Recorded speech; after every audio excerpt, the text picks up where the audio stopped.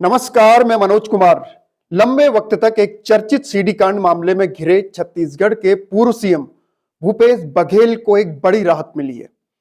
मंगलवार को सीबीआई की स्पेशल कोर्ट ने भूपेश बघेल को बाइज्जत बरी कर दिया है। दरअसल छत्तीसगढ़ में अक्टूबर 2017 में एक मामला सामने आया था, जिसकी वजह से उस समय सियासी भूचाल आ गया था। यह मामला था कथित सेक्स सीडी कांड का। दावा किया गया था कि सीडी कांड में तत्कालीन मंत्री राजेश मूणत हैं। सीडी बाहर आते ही रायपुर के सिविल लाइन थाने में केस दर्ज हो जाता है। इस पूरे मामले में कुछ लोगों की गिरफ्तारियां होने लगती हैं। पुलिस दिल्ली से एक पत्रकार विनोद वर्मा को गिरफ्तार करती है। बाद में उस समय के छत्तीसगढ़ कांग्रेस अध्यक्ष भूपेश बघेल का भी नंबर आता है और सितंबर 2018 में इनको भी अरेस्ट कर लिया जाता है। भूपेश बघेल पर आरोप लगा था कि इस पूरे मामले में एक बड़ी साजिश रची गई है और भूपेश बघेल भी इस साजिश का एक हिस्सा है, जिसके बाद बघेल पर कई धाराओं में मुकदमा भी दर्ज हो जाता है। इस मामले के बाद कांग्रेस बीजेपी एक दूसरे पर काफी हमलावर हो जाते हैं और कांग्रेस इसे बीजेपी की तरफ से की गई एक कॉन्स्पिरेसी का हिस्सा बताती है। उस टाइम यह मामला इतना गर्मा गया था कि भूपेश बघेल कोर्ट से जमानत लेने से तक इनकार कर देते हैं। भूपेश बघेल की गिरफ्तारी से राजनीतिक माहौल ही बदल जाता है। छत्तीसगढ़ कांग्रेस पूरे स्टेट में जगह जगह धरना प्रदर्शन करती है। कांग्रेस के लिए यह मामला प्रदेश की बदलती सियासत में एक नई जान डाल देता है, क्योंकि इसके बाद दिसंबर 2018 में जब छत्तीसगढ़ में विधानसभा चुनाव होते हैं तो इसमें कांग्रेस की बम्पर जीत होती है। क्योंकि भूपेश बघेल की लीडरशिप में कांग्रेस को सत्ता मिलती है, तो ऐसे में बघेल अब छत्तीसगढ़ के नए सीएम बनते हैं। इस चर्चित अश्लील सीडी कांड की शुरुआत होती है 2017 से, जब भूपेश बघेल छत्तीसगढ़ कांग्रेस के प्रदेश अध्यक्ष थे। बघेल अपने बंगले में सुबह सुबह मीडिया से मुखातिब होते हैं और मीडिया को एक कथित सीडी सौंपते हैं। इसमें राज्य के तत्कालीन मंत्री राजेश मूणत दिल्ली के होटल में एक महिला के साथ आपत्तिजनक हालत में होते हैं और यह महिला बीजेपी की वर्कर बताई जा रही थी। मंत्री की इसके साथ काफी नजदीकियां होती हैं। कुछ समय बाद मंत्री और महिला दोनों के बीच अनबन हो जाती है किसी मामले को लेकर, जिसके बाद वो महिला मंत्री को धमकी देती है कि तुम्हारे काले कारनामों का चिट्ठा अब मैं खोलूंगी। कथित सीडी को लेकर बघेल प्रेस कॉन्फ्रेंस में कहते हैं कि इस मामले की सीबीआई जांच कराई जाए।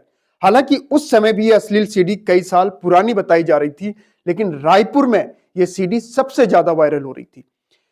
इस मामले में सीबीआई ने 2017 में केस दर्ज किया था। सीबीआई के मुताबिक 95,000 में एक मॉर्फ सीडी बनाई गई थी और दिल्ली में इसकी कॉपी कराई गई थी।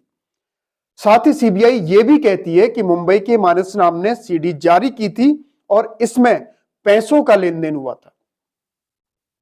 सीडी सामने आने के बाद मंत्री राजेश मूणत ने इसका खंडन करते हुए सीडी को पूरी तरह से फेक बताया और अपनी सरकार के सीएम रमन सिंह से इस मामले की हाई लेवल जांच कराने की मांग की थी। पूरे छत्तीसगढ़ में इस सीडी की वजह से जैसे ही माहौल खराब होने लगता है, तो ऐसे में छत्तीसगढ़ पुलिस एक्शन में आ जाती है और गाजियाबाद से एक सीनियर जर्नलिस्ट विनोद वर्मा को अरेस्ट भी कर लिया जाता है। पुलिस दावा करती है कि विनोद के घर से अश्लील सीडी की 500 कॉपी और 2 लाख रुपए लगभग नगद जब्त किए गए, जबकि जर्नलिस्ट विनोद के मुताबिक उसके पास केवल एक पेन ड्राइव ही था। 2018 में स्टेट में कांग्रेस गवर्नमेंट बनती है, तो सीबीआई केस को दिल्ली ट्रांसफर करने की अर्जी लगाती है। हालांकि लंबे टाइम तक सीबीआई की अर्जी दिल्ली कोर्ट में ही पेंडिंग रहती है, विचाराधीन रहती है। इस वजह से फैसला नहीं हो पाता है कि केस की सुनवाई कहां होगी। जनवरी 2025 में दिल्ली कोर्ट डिसाइड करती है कि केस छत्तीसगढ़ से कहीं ट्रांसफर नहीं होगा।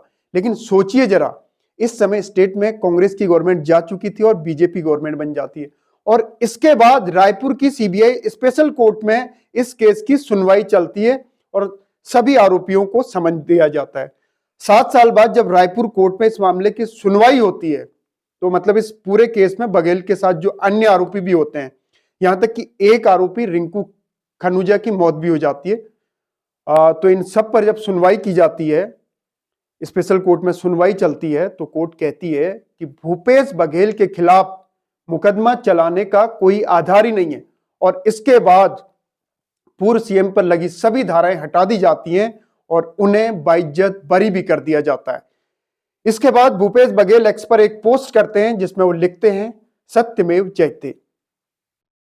तो ये पूरा मामला देखकर आप समझ सकते हैं कि किस तरीके से राजनीतिक गलियारों में सत्ता हथियाने के लिए कई बार नए नए पैंतरे चलने पड़ते हैं और कई बार सत्ता होने पर अपने लोगों को बचाने के लिए स्टेट मशीनरी का दुरुपयोग करते हुए भी किसी हद तक भी जाना पड़ सकता है।